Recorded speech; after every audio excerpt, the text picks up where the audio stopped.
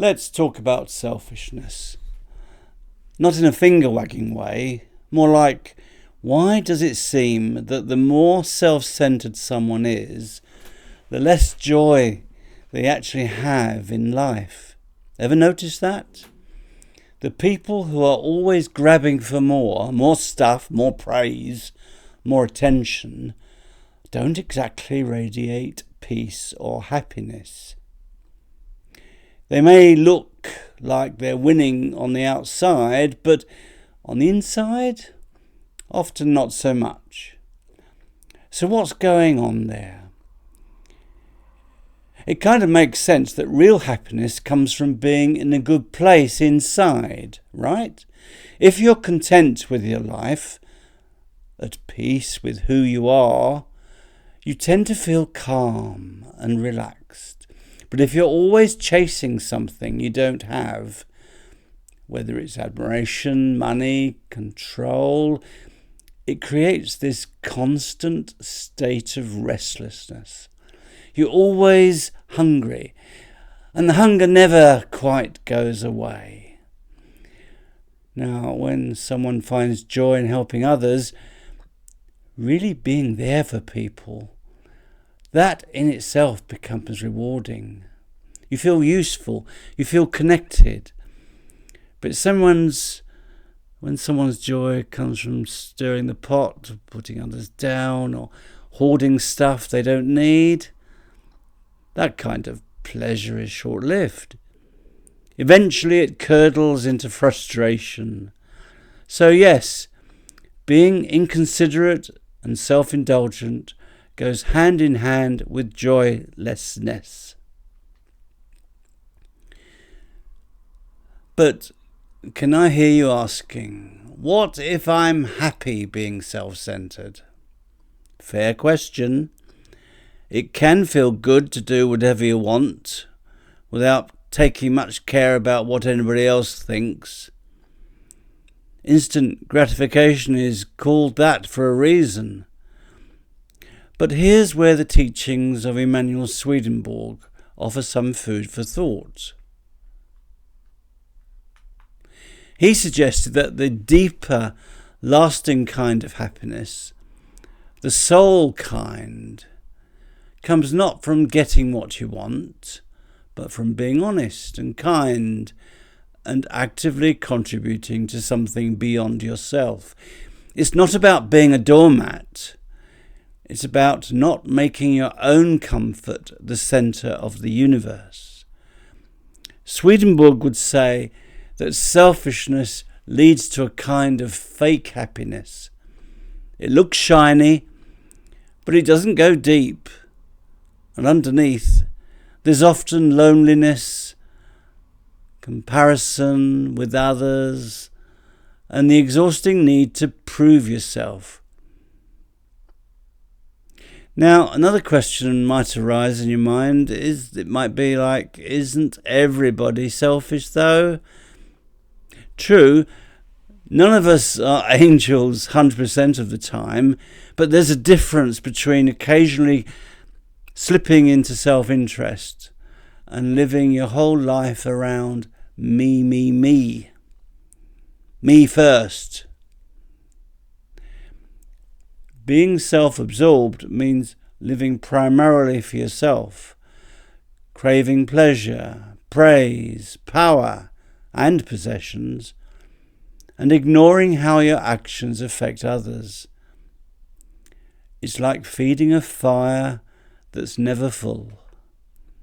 No matter how much you give it, it always wants more. Now, Swedenborg saw this as a kind of spiritual illusion. You think you're chasing happiness, but you're actually running away from it. The paradox? Real happiness often sneaks in through the side door when you're not trying to grab it, but giving something meaningful away instead. So then, what about the afterlife now? Here's where things get interesting. According to Swedenborg, after we die, we tend to gravitate towards people who are like us in character. Not in a judgmental way. It's just that we feel most at home with people who share our values, whether those values are egocentric or selfless. Think about it. Even in this life, we naturally gather with people who think and live in a similar way to ourselves. So kind people often find each other. So do those who love to gossip or do violence. So imagine this continuing into the next life. If you've spent your life seeking power or praise, you'll likely end up among others doing the same. And guess what? That's not exactly a recipe for harmonious community and harmony between people.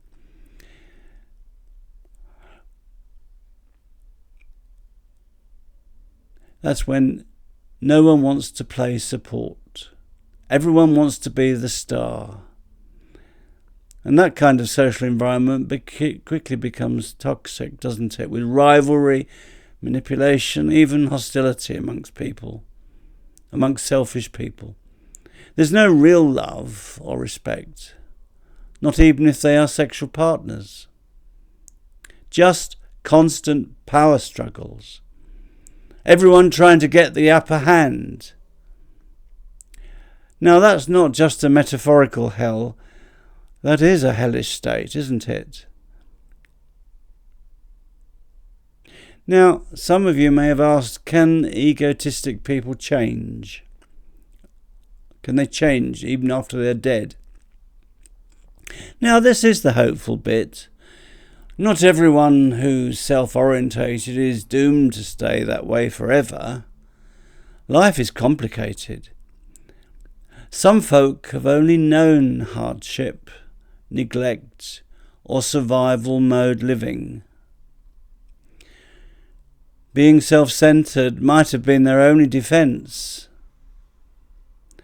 So, Swedenborg suggests that in the early stages of the afterlife, people might change, if they want to. If their self-orientation hasn't completely hardened into something cruel, then there is room for growth. But here's the catch. Change requires insight. You have to see your behaviour for what it is and want something different. That kind of self-honesty is painful. It's like suddenly seeing your messy room under the bright light. You cringe and instinctively want to turn it off. And some people do. They see the truth about themselves, and instead of facing it, of course, they run away. They retreat into the shadows of self-deception. Why? Because staying in the light, facing who you really are, is just too uncomfortable. So what if we don't want to change? Swedenborg said that God, or the divine, or the Lord, or you choose the language that works for you. Whatever language you use, this higher divine power does not punish anyone by throwing them into a hellish state. There is no eternal damnation from a judgmental deity. This is the old religious attitude and completely mistaken. What happens instead is something much subtler and more tragic. We choose where we belong based on what we want most. If we cling to selfishness, that's the world we're drawn to. Not because God sends us there, but because that's where we feel at home. Even if it's not joyful for us, it is familiar. The sad thing is, self-serving people might think they're happy, but it's a limited happiness. It does not grow or deepen. It does not connect. It's brittle. And when surrounded by others just like them, that fake happiness starts to feel pretty empty. So then, Is hell just self-exclusion, you might say? Well, yes, I think it is.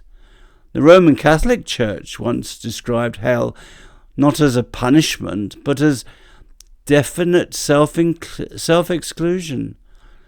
Self-exclusion from communion with God and the blessed.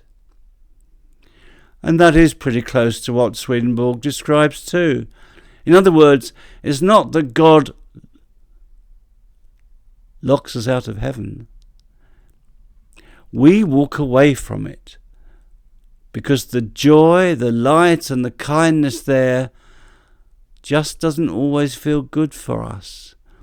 We prefer the dark. We prefer the delusion. And so we stay there. It's tragic, but also fair.